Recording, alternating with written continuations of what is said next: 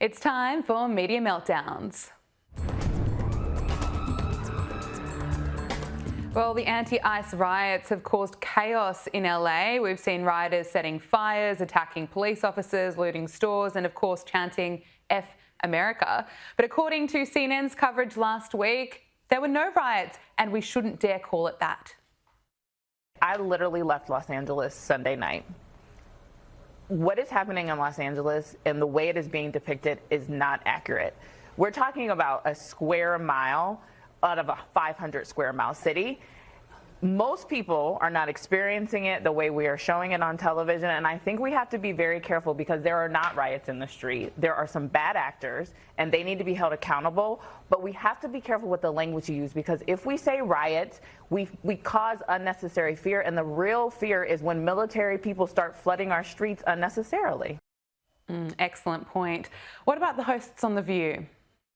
The same thing. I spoke to about 5 people that live in LA, that work in LA, and they said that these protests were very, very orderly. They weren't violent, and they occurred in about a 4-block radius. We're not violent, absolutely. And Democrats, well, they were being just about as honest as the leftist media. And even those who were out of step with what we are advocating, peaceful protest, did not create any violence. Nobody was shot, nobody was killed. Get it in your head.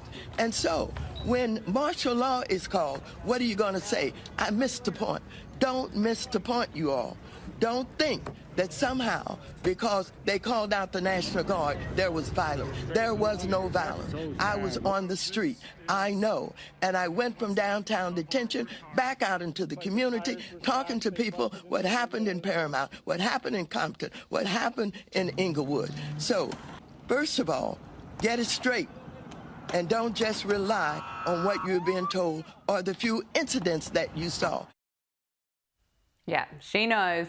So, did the mainstream media coverage improve? Unfortunately not. A study from the Media Research Centre found that CNN and MSNBC claimed the anti-ICE riots were largely and mostly peaceful 211 times. Joining us now is comedian and writer Michael Loftus. Michael, great to see you again. Firstly, can I get your reaction to the mainstream media's coverage of the violent LA riots and why it's suddenly fashionable for the left-wing media to just downplay it? First of all, it's great to be back with you, and thanks for that lovely birthday gift you sent. Oh, that's right. Happy birthday from Down Under. That it's coming. It's in the mail.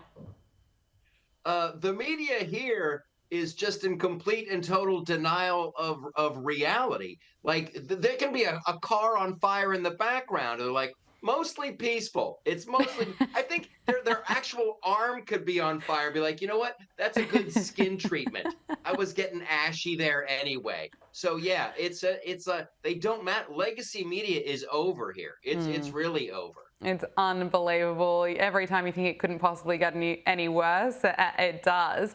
And Governor Gavin Newsom and LA Mayor Karen Bass, well, they were also suggesting that LA was under control. They had it covered while, of course, LA was essentially burning. And they've been blaming Donald Trump for all the chaos in LA, while Gavin Newsom has been trying to emerge as the strong leader of the Democrats as he eyes off the presidency in 3 years' time. But actor Mel Gibson has spoken out, blasting the governor and the mayor, rightfully so, for their disastrous leadership. Gavin Newsom and Karen Bass have already proven their incompetence and poor leadership during the Los Angeles wildfires. Now, as we experience rampant lawlessness and civil unrest, it's never been more clear they're unable to respond effectively and responsibly during calamity. Whether it's sheer incompetence or outright malevolence, the reality is stark. California's in a state of turmoil, and I ask my fellow Angelenos, why are Gavin Newsom and Karen Bass still in office? How much more of their destructive decision-making masquerading as leadership are we going to tolerate? He's absolutely correct. I loved every moment of that, and I need to do that now too. I want to be on your show, but with my arms crossed and very, very serious. I wonder where he filmed that, because he wasn't in his own house, because his house burned down. This is personal with Mel, and it should be personal to everybody in Los Angeles. I lived there for decades. I would be furious with Gavin Newsom. And he comes out on TV and he just does his weird hand motions, and Donald Trump is making things worse, and Donald Trump is doing this like he's doing the hand jive from a 1950s musical. It's not going to cut it. And good for Mel for standing up for everybody in Southern California. Absolutely, and for so many of those residents in LA that lost their homes, that experienced the catastrophic wildfires earlier in the year, and then they're seeing more chaos in LA. And Gavin Newsom and Karen Bass just blame Trump for it. I think a lot of people can see through it, and it'll be interesting when the next election is held. But it seems like some Democrats are not coping too well. Many of them took to the streets to take part in this No Kings protest over the weekend, and judging by this protester in Philadelphia, well, it was a lot of fun. I'm just so scared. I'm 74 years old. I worry about everything, and I just am so scared and upset, and I don't understand why people did voted for this person. I look at that and I feel sorry for her, and I just want to blame the Democrats and the mainstream media, because they have just drilled so much fear into this woman and so many others. But someone needs to tell them they're going to be okay. Democracy has not ended, and guess what? They have a president. They don't have a king.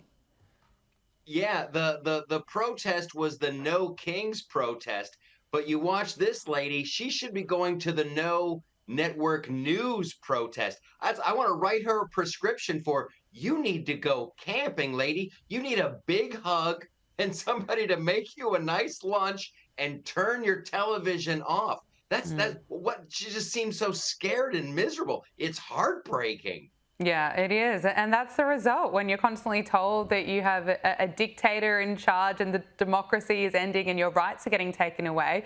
No wonder you've got real people that are absolutely terrified. However, Trump has been in power for quite a bit of time now, so she probably should have caught on that things are going to be okay. But of course, there were Hollywood celebrities that were spotted at the No Kings protests, including actor Jack Black, who was spotted giving children high fives.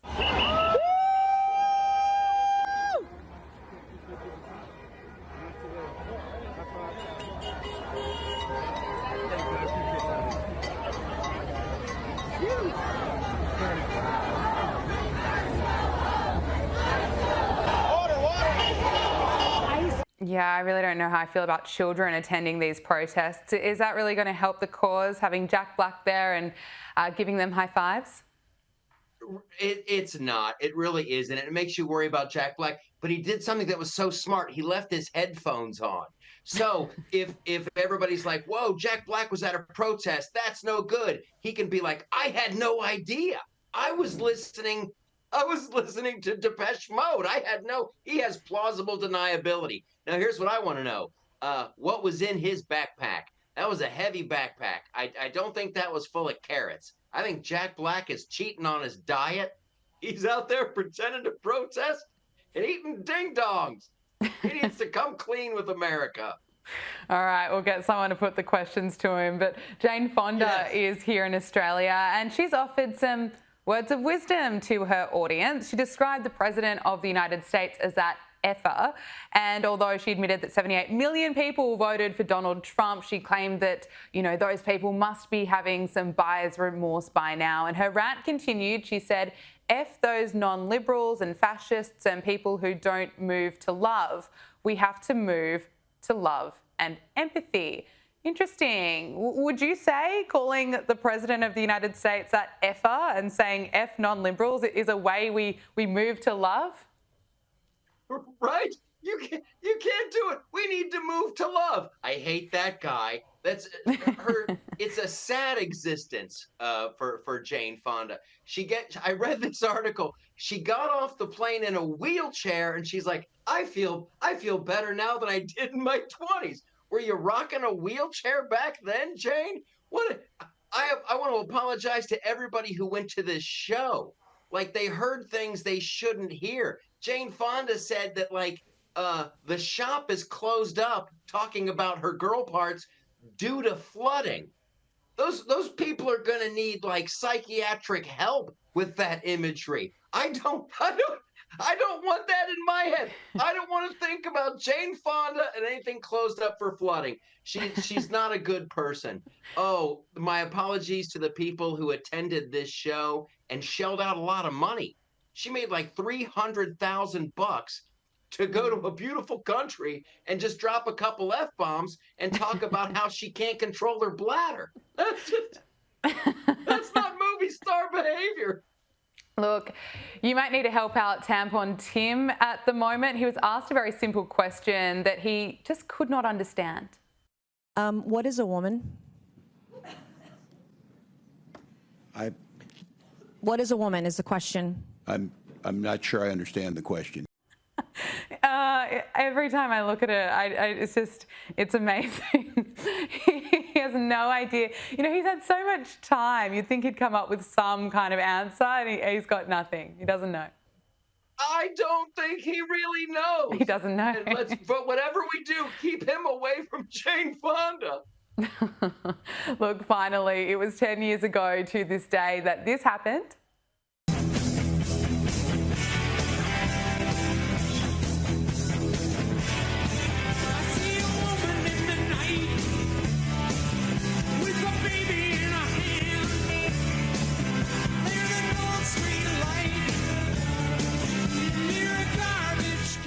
Ten years ago to the day Donald Trump announced his presidential bid. Wow, it's been a pretty wild decade. It really has. And what an iconic moment. And at the top of that escalator, he's still just a great businessman and a philanthropist and a friend of humanity. And by the time he got to the bottom, they're like, wow, he's Hitler. He's a fascist.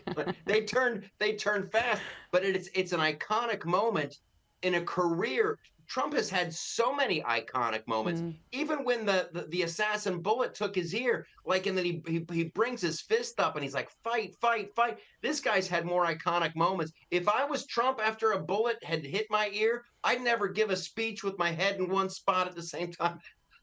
I'd never stop moving. Yeah, he's absolutely incredible. That was an iconic moment for sure, but should not have happened. Comedian and writer Michael Loftus, thank you so much for joining us and speaking to us here on Power Hour. Thank you, and I hope you get my birthday gift to you.